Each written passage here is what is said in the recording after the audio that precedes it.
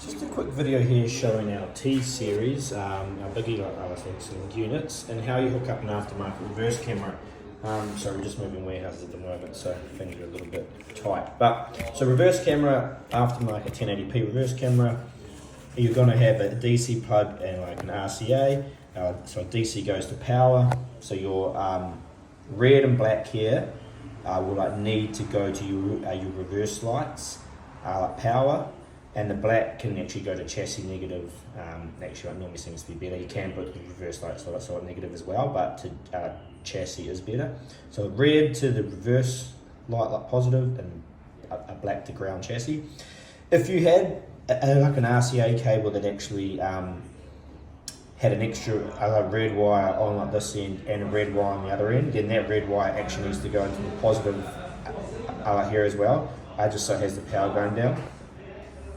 And then as you sort of come over here, at the back of the unit here, we've got our auxiliary in plugs. And now with our auxiliary in plugs, is we have this like camera input.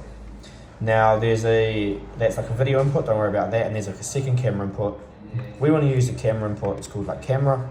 And then you've got a brown wire here that's got a back label on it. That is our trigger. So our trigger wire here, which is coming off our RCA, will connect into here. Now what this does is just trigger the screen. It just sends 12 volt down here when it's in reverse. So if you watch here, you'll see when I touch that on,